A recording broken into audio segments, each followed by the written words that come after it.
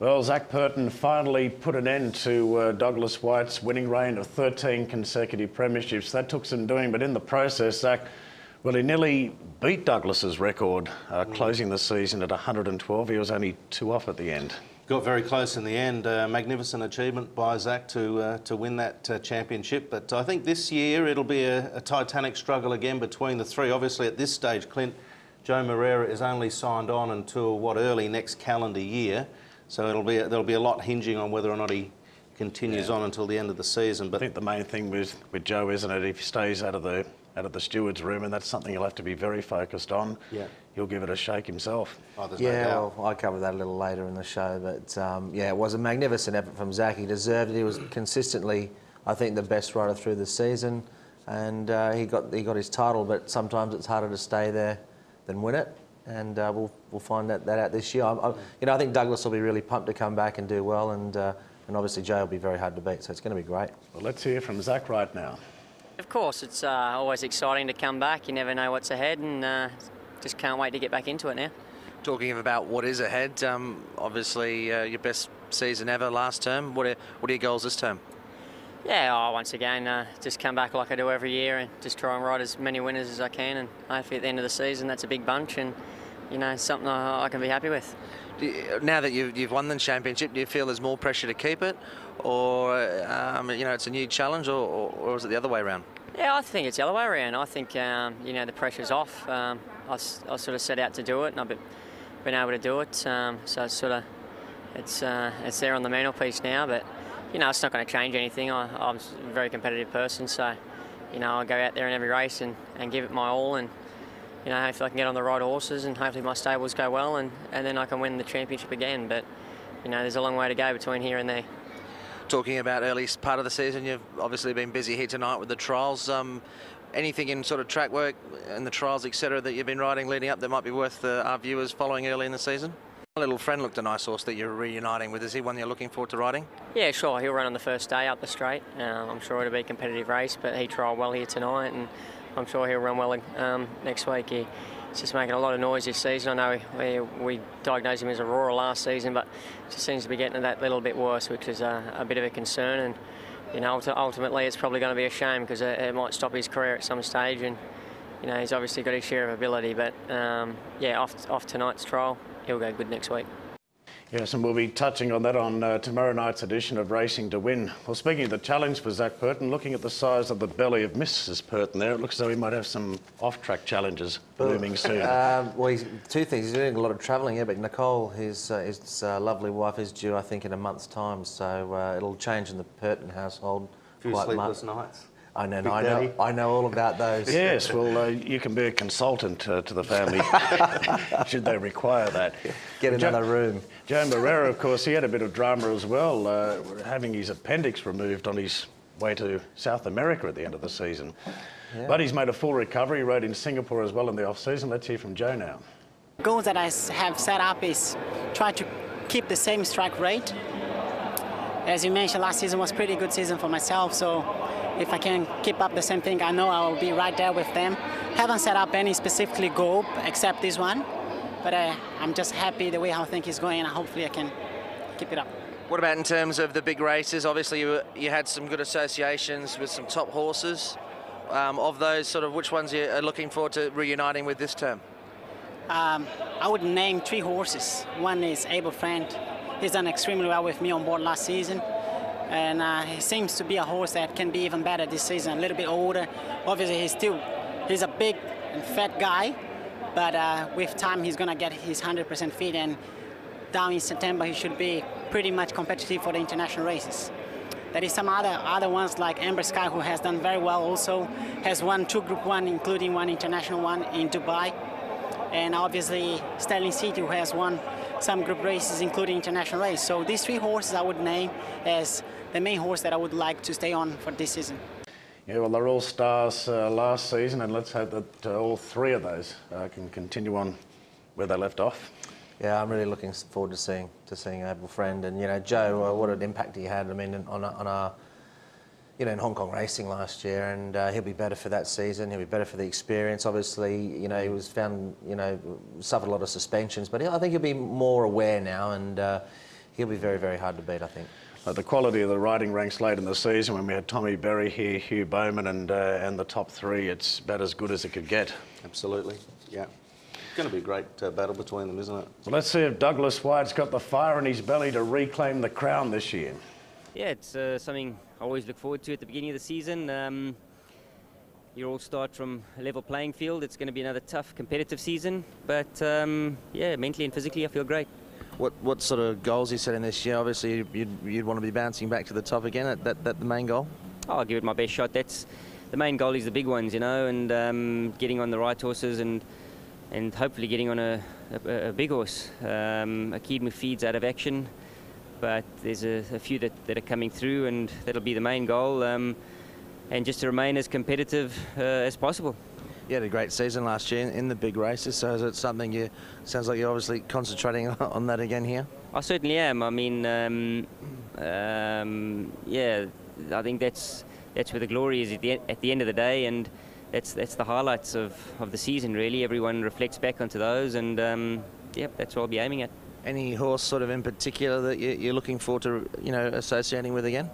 I think one that sticks out significantly is Luger. He's a horse with tremendous character that has changed significantly from the first time I sat on him, and he seems the real deal. So let's hope that he's taken the next step this season and he can work his way up into group level. I have to say I'm pretty excited to see Luger when he reappears this season. Absolutely. I mean, he was outstanding, wasn't he, last season? And if he progresses naturally, like they often do, then, you know, sky's probably the limit, isn't it? Well, there's been a lot of trials. It seems like there's been more this season than any other. Always seems like that. Every year a little bit busier than the previous. Anyhow, we're going to run through some of the highlights, and hopefully these will be winners for you in the very near future. I believe, Clint, you're going to kick us off with one from the 26th. Yeah, and I think we'll probably see him quite early on. He's had a couple of trials, Soul Achiever, and headed for Wednesday. Yeah, I like the way that this guy's moved in this trial. It was quite a steadily run heat early, and then they sprinted home, but he came from well back. His stablemate's a much higher rated horse than him, but Soul Achiever comes in on a mark in the low 50s, and I think he's a very, very nice horse to follow. He's still a bit of a baby. I think it's an all-weather race he's entered in as well next week, so I think he'll run well. And my next one, well, this horse was very well supported from the Sean Woods yard at the end of last season in a Griffin race. And I just like the way, for a young horse who's only had one go at the races, I mean, he would have been getting kicked back this morning. He settled in behind. He was a little tardy out of the gates. But then when Douglas White pushed the button, I thought he came through the field really well. Could be a bit special, So Cafe. So Sean needs to have a good season. I don't think he's got huge numbers in the yard, but this might be one of the flag bearers from the stable. Trialled again this morning, Clint, and won. My first horse to follow is Hit the Bid. This will run on opening day in the first leg of the TT race 4. This time here, 1:10.5, very quick time of the morning. He jumped, he led as he often did in a couple of races last start. Only had 8 starts last term. He's been kept ticking over quite nicely by Tony Millard. I think Hit the Bid will take the next step this season. I was just impressed with the time and the lack of effort that he put in there over the final stages to stick on well. So I think he'll be winning on Sunday. Yeah, let's hope mentally he's there. He nearly knocked the running rail over the last time we saw him at the end of the previous season. Well, Clint's highlighted So Cafe. I think there's been a number of horses from Sean Woods yard that have all been going well at the trials. I think Oxford Charlie's won, and this horse, Spinning Dance, has trialled well now on 2 occasions. This is the latest of them on the 3rd of September. Heartland held a big lead. It was probably the best part of 10 in front, but Spinning Dancer, when he was just squeezed up, was able to lengthen well on the outside. So I think Spinning Dancer will be getting off the mark pretty early in the season. And I'll throw one in here that it hasn't done much at all in Hong Kong so far, and it's got down to a rating of 42. Its form in New Zealand before coming here was just fair.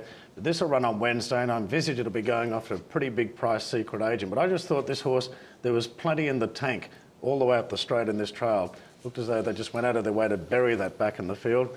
And I'll pay particular attention to it on Wednesday night in a dirt race where it might be well placed. But did you get that impression with Sean Woods that he'll come out swinging early in the season? I definitely do. I mean, I haven't seen, he doesn't often trial his horses that much, and this season they're all trialling brilliantly. So something's changed, and well, there's something that has changed with his yard as well. Well, think we'll wait to point that out more so on Racing to Win tomorrow. Okay. I was speaking to Sean Woods, just a little change in the pre-race sort of setup for him, which might also help him along the way. Brett, we saw some of the better class horses trial under the lights last Saturday night We at did, the Carnival. Darren, yeah, and Douglas White mentioned he wants to get on some good horses this season. Well, I think Dundonald potentially can take the next step this term. This has gone from Ricky Yu to Richard Gibson in the off-season. Started on 93 last term when he arrived. He got to 101, found some good form midway through the term, placed at Group 3 level. I think this is a strong trial from him. And I think he can take the next step, Dundonald. He was a very handy 2- and 3-year-old, raced in America and in the UK as well. But I like him going forward, Dundonald. And Brilliant Shine as well. He won his last start at the end of last season for Zach Purton. It was actually back in late May. He's had a couple of months off. But that day that he won, he cut down numero uno in 22-1. Brilliant turn of foot. Very quiet trial here. He's got 74 rating points at the moment. There's a bit to work with there. I think he can progress as well and turn into a nice horse. He may take a run, though, just gathered on that time that he had off in the off-season. Yeah, I have to say I quite like Brilliant Shine there, and I thought King of Household trialled really well this night as well. Most of these were being asked to do something, but the rider here of King of Household, namely Olivier Deleuze, was sitting very quietly. In fact, he seemed to have a really strong hold on that horse. He showed a bit of ability last season as well, and I'll put that down as another trial that I thought there was merit to. And Brett, we both like this one. Yeah, well, I'll be quick with mine. Tang Palace, 6-year-old ISG, missed 18 months of racing with multiple tendon problems to both his front legs. He had 3 runs last term, 1 placing. He's rated 21. They've been very patient, spent a lot of money to keep him going. I think he's moving fluently. I think Faster More just looks ready to win. He won his final start last term. Good trial from him, and I think he'll be running early, and the way he trialled there, he'll be winning. And Oxford Charlie, another one from the Sean Woods yard that Darren likes. Yeah, that replay you showed before us, so Cafe winning his trial. Oxford Charlie was in that trial, and he looked to be bolting up in second spot. And I thought that was good work, because I've never really thought much of this horse. And then this is the follow-up trial, and once again it looked as though he's gone well in about midfield. I couldn't see the jockey touching him at any stage there up the straight, and thought that was nice work. So they do look to be forward, a lot of Sean Woods horses this season. Definitely noticeable. Now we've got to find some horses to follow for you this season. Well, I think we've highlighted a few already in the trials that look potentially like they could to do something. But overall for the season, I'm going to give Ascension a bit of a chance. I thought his second to Sunny Pearl last season was a terrific effort. Sunny Pearl led all the way, and he was the only horse to reel off a good final sectional. He trialled okay in early September. He's rated 52. He's only had 5 starts. I think he'll progress, could potentially win 3. Kirov, very handy 2- and 3-year-old in Australia. This has had, 6 or 7 runs here. He's gone from 74 to 64, trialled enormous on Carnival night. This will run on Wednesday as well at the Dirt program, but I don't think that's the suitable race for him. Gold Dragon's an unraced 3-year-old ISG by High Chaparral, who I think could be a real likely type. And Key Witness, on what he did last season in his first campaign, that win at Happy Valley was enormous. If he takes the next step, he could be a little bit like Luger. All right, well, I've got my 4 to follow, and we'll kick off with Joyeux. I've given 3 of mine are well, Griffins are lightly raced. The first 2 are Dashing Fellow. Both of them raced in the Griffin ranks last season. Joyeux with Casper Founds, Dashing Fellow with John Moore. Neither were given hard preps. They both ran nice races. I'd be disappointed if each one of those didn't win 2 or 3 races this season. New Stamina ran well against the Bias last season. Looks a nice horse for Paul O'Sullivan. And Best Fighter, he caught my eye on a bit of work, and when Ricky Yu gave him a bit of a plug in that pre-season interview that we got, I went back and had another look, and he is an imposing sort, so I wanted to make a bit of space for him. Going to go with a bit of a mixed bag. I think Luger will go to the top as the season progresses. John Moore's horse, Arpanati, ran really well at his second Hong Kong start, and I think he's going to be a prominent player in higher class races as the season goes on. Star Track ran well at his only start back on the 1st of June. I thought his trials suggested that he'd be winning pretty quickly this season, and so Cafe. The way he won his Griffin race, given the preparation he had, he might be all right. And that was a really good trial. Trial well again this morning, as I mentioned before. So he should be fit for his debut, that's for sure. Now the predictions. predictions for the season. You've got 30 seconds each, and I think the winner goes we'll go in first, alphabetical order. So that puts you up front, Brett. All right. Challenger first. Okay, predictions. Firstly, for me, Douglas White to win the Jockeys Championship. I think the fire in the belly will be there and he'll be doing everything he can to win it back. I think John Sires, again, will have a big group of young horses that will be progressive, and that'll win him the Trainers' Championship. A couple of seasons ago, Keith Young, for me, was riding terrifically well, and then last season, hindered by injury. I think he'll be the leading rider in Hong Kong this season. And the trackside team to tip the TT in the opening meeting. It's a $50 million jackpot. Fill up time. I love that last one. I hope you're right. So do I. All right, my season predictions as well now. Well, I thought that Joe Moreira would win the Jockeys Championship this year, and I think he'll break the record of 114 wins that Douglas White holds. Benno Jung would be, I think, a good outsider in the Trainers' Championship, and I think he'll run top 3. It'd be hard for him to win. I don't think he's got the top liners there yet, but he's got a fantastic stable, and I think he'll do well. Able Friend to win the mile in December. I think Designs on Rome will probably travel over to Dubai and be hard to beat there. Well, who can argue, Clint? You declared Purton would win the Jockey Premiership. Casper Founds would out-tussle John Sires in a close one. And he was 3 out of 4 last season with his predictions. Oh, that's right. Oh, the other one was easy, the Designs to win the Derby, but it looked that way early on, didn't it? Well, in September, that's still a good call. Anyway, I hope you enjoyed our program. Make sure to tune in tomorrow night for Racing to Win with a comprehensive preview of our Sunday race day. Good night.